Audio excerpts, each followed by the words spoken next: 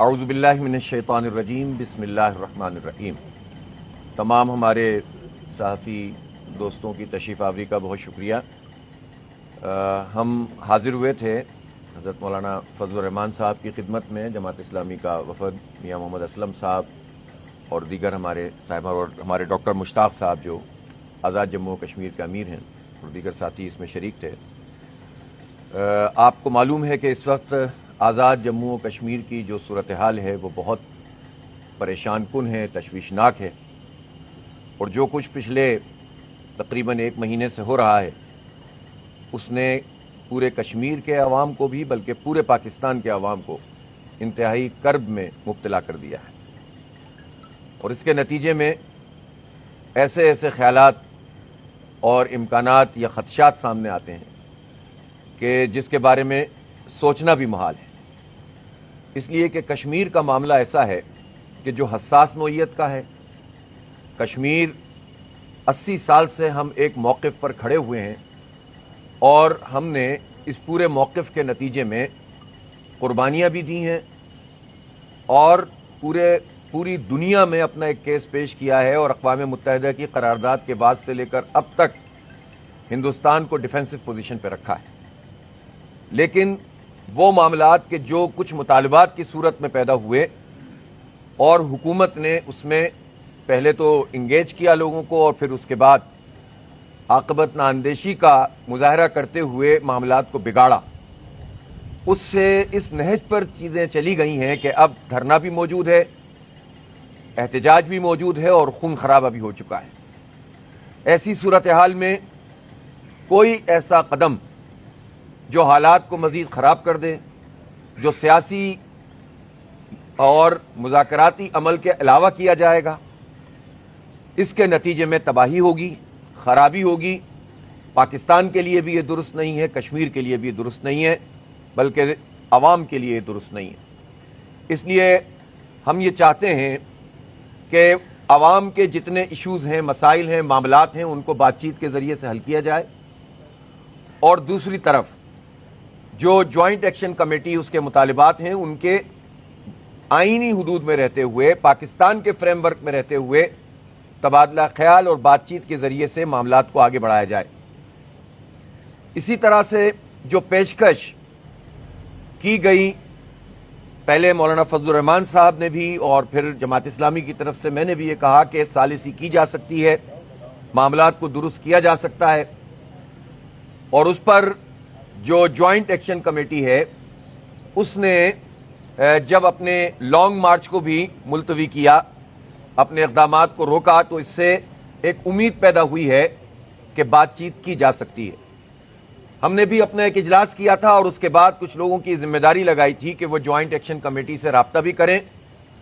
اور ان کو اس پر قائل بھی کریں کہ ایسی چیزوں پہ تو ظاہر ہے کوئی بھی بات نہیں کر سکے گا کہ جو پاکستان کے فریم ورک کے علاوہ ہوں گی، لیکن باقی ہر وہ چیز جو عوام کے مفاد میں ہے، پاکستان کے اور آئین کے فریم ورک میں ہے، قانون اور ضابطے کے مطابق ہے، اس پر گفتگو بھی ہو سکتی ہے، اور ان مطالبات کی وکالت بھی ہو سکتی ہے۔ تو بہرحال معاملات آگے بڑھے ضرور ہیں، لیکن دوسری طرف حکومت کی طرف سے ہمیں ابھی انتظار ہے۔ ہم نے اپوزیشن جماعتوں سے بھی رابطہ کیا ہے، اور ان سب کا بھی یہی کنسرن ہے کہ کسی بھی طریقے سے آزاد کشمیر کے حالات کو معمول پہ آنا چاہیے اور بگڑنے سے بچانا چاہیے۔ لہٰذا اب ہم حکومت سے بھی یہ کہتے ہیں کہ وہ آگے آئے اور مسئلے کا پرامن حل تلاش کریں۔ اگر کوئی ایسا ایکشن ہوتا بھی ہے تو بعد میں بھی تو مذاکرات ہی کرنے ہوتے ہیں، تو ضروری ہے کہ ہم نفرتیں مزید جنم دیتے رہیں؟ ہمارے ملک کے حالات میں بہت ساری جگہوں پر یہ پرابلمز موجود ہیں، نفرتیں بڑھ رہی ہیں، فاصلے پیدا ہو رہے ہیں، ٹرسٹ ڈیفیسٹ ہے، اعتماد سازی کا فقدان ہے، اور جگہ جگہ ہم انگیج ہیں۔ ایسی صورتحال میں آزاد جموں و کشمیر جو کہ آزادی کشمیر کا بیس کیمپ ہے، اس بیس کیمپ کو ہم کبھی بھی خراب نہیں کر سکتے، وہاں کے عوام میں ہم نفرت نہیں پیدا کر سکتے۔ اعتماد سازی کا یہ فقدان تباہ کن ہے۔ اس لیے ہم بہت سنجیدگی کے ساتھ اور مخلصانہ طریقے سے حکومت سے یہ بات کہتے ہیں کہ آپ آئیے، اور ایسے سارے لوگ کہ جو بات چیت کر سکتے ہیں، جو معاملات کو حل کر سکتے ہیں اور کروا سکتے ہیں، جن پر اعتماد ہے ان کے ساتھ مل کر حالات کو سدھارنے کی کوشش کیجیے، اور کسی بھی طریقے سے اس عمل سے بچیے جس سے خون خرابہ ہو اور اس کے نتیجے میں معاملات ہاتھ سے نکل جائیں۔ ہم اس موقع پر جوائنٹ ایکشن کمیٹی سے بھی کہتے ہیں کہ اپنے ایسے اقدامات کو مؤخر کرتے چلے جائیں کہ جس کے نتیجے میں انتشار کا یا خون خرابے کا امکان موجود ہے۔ ہمارے پیش نظر عوام ہیں، بچے ہیں، بوڑھے ہیں، جوان ہیں، عورتیں ہیں، ہمارا آزاد جموں و کشمیر ہے، اور کشمیر کے لوگوں کو ہم یہ یقین دلاتے ہیں کہ پورا پاکستان ان کے ساتھ ہے، پورا پاکستان ان کے لیے کھلا ہوا ہے۔ کسی پارٹی، کسی جماعت، کسی سیاستدان، کسی جرنیل، کسی بیوروکریٹ، کسی سے اگر آپ کا کوئی شکوہ ہے تو وہ پاکستان پر آپ محمول نہ کیجئے۔ پاکستان آپ کا ہے، آپ پاکستان کے ہیں، ہم سب آپ کے ساتھ ہیں۔ اس لیے ایسے کسی راستے پر کشمیر کے لوگوں کو بھی نہیں چلنا چاہیے جس سے ہمارا دشمن فائدہ اٹھائے۔ آپ دیکھیں کہ بھارت کتنا خوش ہے اس وقت، ان کو یہ صورتحال کتنی اچھی لگتی ہے۔ یعنی پہلے موضوع بنتا تھا مقبوضہ کشمیر، اور اگر اب بھارت کو یہ موقع ملا کہ وہ آزاد کشمیر پر بات کر رہا ہے تو پھر یہ ہماری کتنی بڑی بد نصیبی ہے۔ اس لیے جو ہو گیا وہ ہو گیا، معاملات کو آگے بڑھایا جائے، اور جتنی چیزیں ایسی ہیں جو فوراً حل ہو سکتی ہیں وہ فوراً حل کی جا سکتی ہیں، وہ فوری کیا جا سکتا ہے، اور جن پر گفتگو جاری رکھنی ہو وہ جاری بھی رکھی جا سکتی ہے۔ تو اس لیے ہم مخلصانہ طریقے سے حکومت وقت سے بھی یہ مطالبہ کرتے ہیں، وزیر اعظم صاحب سے بھی یہ کہتے ہیں، اور تمام اسٹیک ہولڈر سے یہ بات کہتے ہیں کہ وہ اس موقع پر غنیمت سمجھیں اس بات کو کہ سارے لوگ ایسے اس وقت بھی موجود ہیں جو معاملہ حل کروا سکتے ہیں اور امن کو موقع دے سکتے ہیں اور خوشحالی کو لا سکتے ہیں۔ بہت شکریہ۔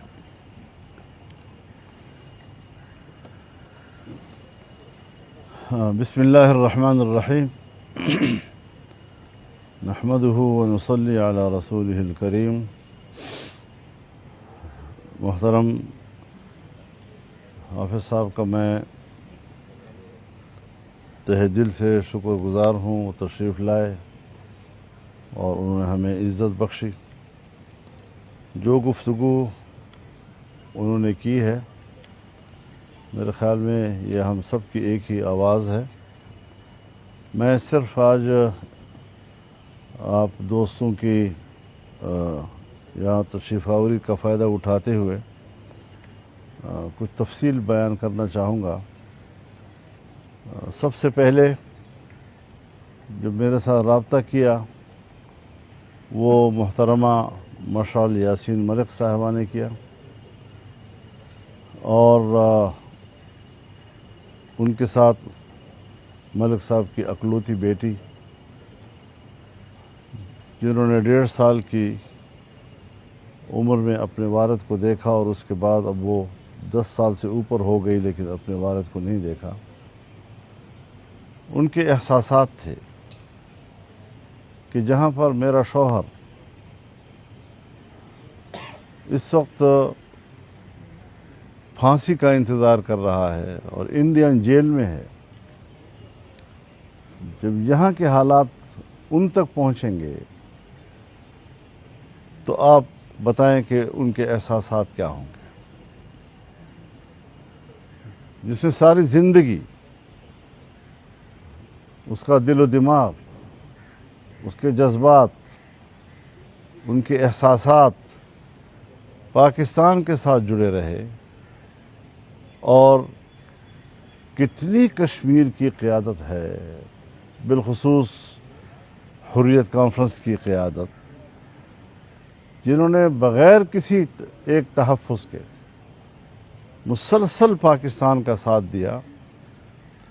اور پاکستان کی تحریک کو اپنی تحریک سمجھا۔ ہر تحریک پاکستانی جھنڈے تلے انہوں نے چلائی،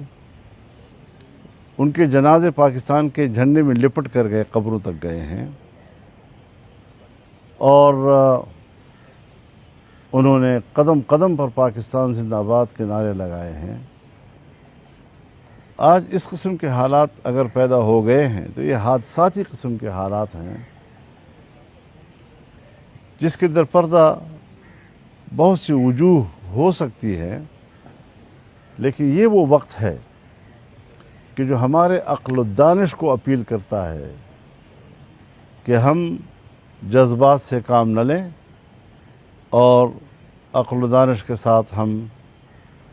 خوش اسلوبی سے اس معاملے کو حل کریں اور اس کے کوئی اچھے نتائج ہم سامنے لائیں۔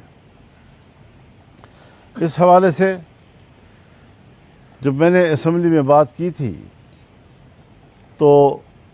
یہاں ایک بہت بڑا وفد میرے پاس آیا،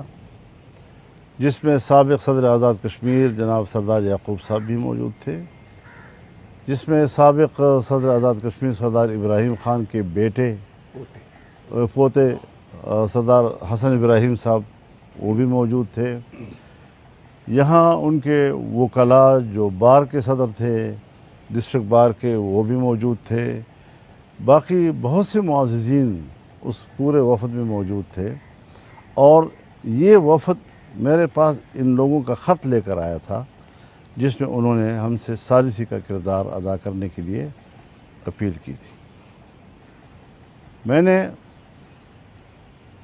ان کی مشاورت کے ساتھ ایک ویڈیو پیغام جاری کیا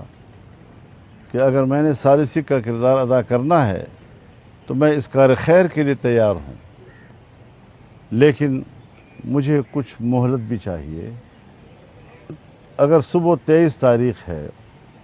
اور 23 تاریخ کو آپ نے اعلان کیا ہے کہ ہم لانگ مارچ کی طرف آگے بڑھیں گے، مزید اگلے اقدامات کا اعلان کریں گے، تو سردست ہمیں یہ جو دھرنا ہے اس کو منسوخ کر دینا چاہیے۔ اس کے جواب میں 24 گھنٹے تو لگ گئے، لیکن بہرحال انہوں نے دھرنا تو برقرار رکھا، لیکن اگلا کوئی قدم انہوں نے نہیں اٹھایا، نہ اس کا اعلان کیا، سب چیزیں مؤخر کر دیں۔ یہ بھی ایک مثبت سوچ کے تحت ایسا کیا گیا ہے، اور ایک موقع انہوں نے فراہم کیا ہے کہ کسی قسم کے خون خرابے سے بچ کر ہم اگر کوئی معاملے کو سیاسی طور پہ حل کر سکتے ہیں۔ میں نے اس حوالے سے اسمبلی میں بھی بات کی، پرائم منسٹر صاحب کے آفس کو بھی میں نے اپنی صورتحال سے آگاہ کیا، اور وہ بھی اس وقت مشاورت میں مصروف ہیں۔ جب تک دونوں طرف کی مشاورت مکمل ہو کر ہم تک کوئی بات نہیں پہنچتی، ہم منتظر رہیں گے اگلے کوئی قدم اٹھانے سے۔ لیکن ان حالات میں پاکستان کے تمام سیاسی قیادت، کشمیر کی تمام سیاسی قیادت وہ اس وقت تشویش میں ہے اور فکر مند ہے کہ مسئلہ کشمیر کے ہوتے ہوئے آج ہم کس طرح بین الاقوامی فورم پر انڈیا ایک جارح کے انداز میں پاکستان کے خلاف قرارداد لاتا ہے، اور پھر وہاں پر پاکستان ایک دفاعی پوزیشن لے لیتا ہے۔ 78 سال میں جو پاکستان کی پوزیشن تھی وہ یکسر کیوں تبدیل ہو گئی؟ ان ساری چیزوں کو ہم نے سنبھالنا ہے اور صورتحال کو وہیں لے جانا ہے کہ جہاں پر تھا۔ ہاں، اگر کشمیریوں کے مسائل ہیں، چارٹر آف ڈیمانڈ ہے، اب اگر حکومت یہ کہتی ہے کہ ہم نے تو ان کے سارے مطالبات مانے ہیں، تو یہ بات بھی آن ریکارڈ ہے کہ حکومت نے پھر ان کی اسی کمیٹی کو کالعدم بھی قرار دیا، پھر اسی کمیٹی کے ساتھ معاہدات اس کو بھی منسوخ کیا، پھر جتنے مطالبات انہوں نے تسلیم کیے تھے ان کو منسوخ کرنے کا نوٹیفیکیشن بھی جاری کیا۔ صورتحال اس وقت یہ نہیں ہے کہ ہم کہیں کہ حکومت یہ مان چکی ہے، یہ مان چکی، حکومت جو مان چکی اس سب کو منسوخ کر چکی ہے۔ لہذا گورنمنٹ کو دوبارہ اس بات پر آمادہ ہونے کے لیے ضروری ہے کہ وہ ہمیں اپنی پوزیشن بتائیں تاکہ اس میں ہم ایک اچھا مثبت کردار ادا کر سکیں اور مسئلے کے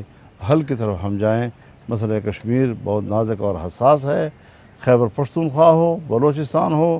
اور پھر اب کشمیر کی بھی یہ صورتحال بن جائے تو پاکستان کا مستقبل کیا ہوگا؟ اس حوالے سے ہر پاکستانی شہری فکر مند ہے، اور صرف ہمیں قوت کی بنیاد پر فیصلوں سے گریز کرنا چاہیے اور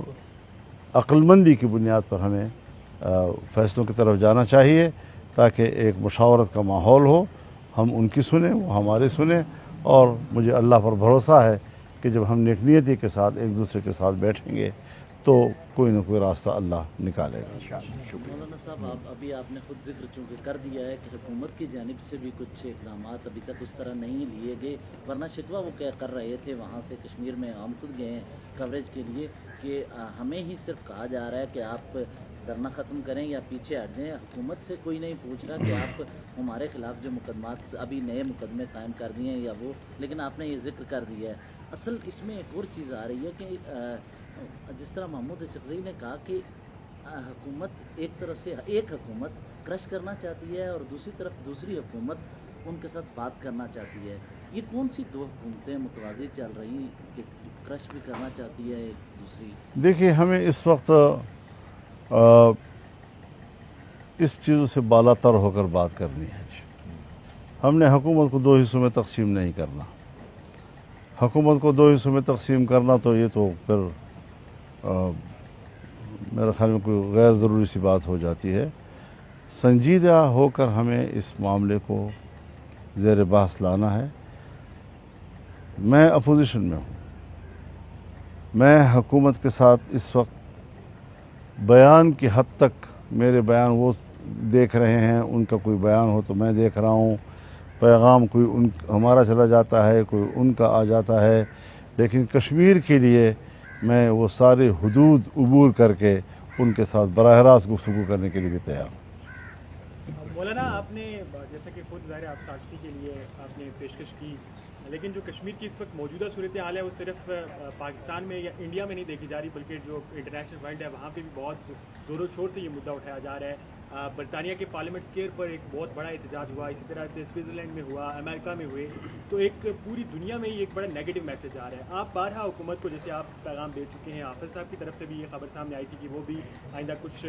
گھنٹوں میں وزیر اعظم سے ملاقات کرنے جا رہے ہیں، تو حکومت آخر کیوں کر سنجیدہ نہیں ہو رہی، جبکہ آفیشیلی حکومتی اعداد و شمار کے مطابق 24 کے قریب لاشیں گر چکی ہیں، کئی سارے لوگ لاپتہ ہیں، پورا کشمیر بند ہے، اس کے باوجود یہ نان سیریسنس کیوں دکھائی؟ یہ آپ نے بڑا اچھا سوال کیا کہ پوری دنیا میں جو کشمیری ڈائسپورا ہے وہ اس کا بڑا کردار ہے تحریک آزادی کشمیر میں، اور پوری دنیا میں وہ قضیہ کشمیر کے وکیل ہیں، اور ہر محاذ پر، ہر فورم پر وہ دنیا میں لڑ رہے ہیں، بات کر رہے ہیں۔ سو یقیناً ان کی بھی جذبات ہیں، ان کا بھی رد عمل آ رہا ہے اور مزید آئے گا، لیکن میں ان سے بھی اپیل کرنا چاہتا ہوں کہ یہاں جو مقامی صورتحال ہے اس پر مثبت اثرات کے لیے کردار ادا کریں۔ ایسے کوئی ایک الگ سی لائن لینا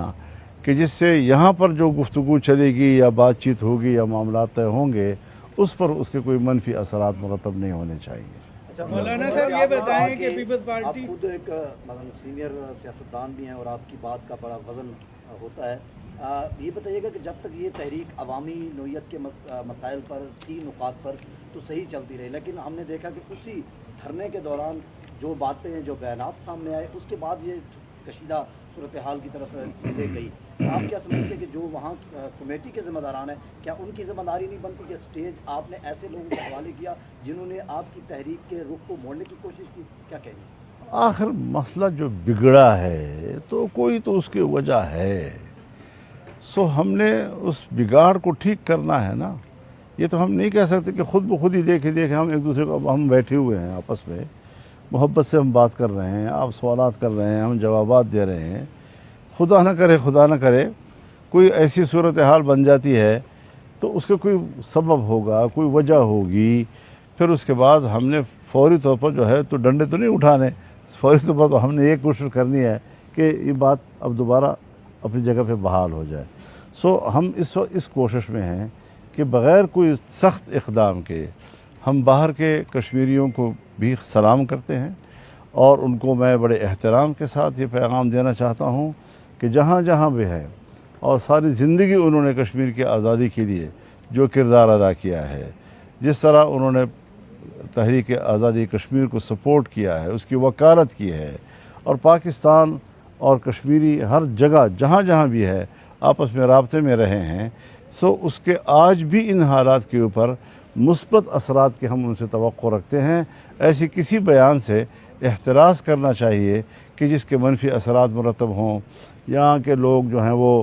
صلح کی طرف جا رہے ہوں اور کوئی ایسی بات ہو جائے کہ صلح کی طرف بڑھنے والا قدم جو ہے وہ کہیں رک جائے، تو کسی طرف سے بھی ایسے کوئی نئے اقدام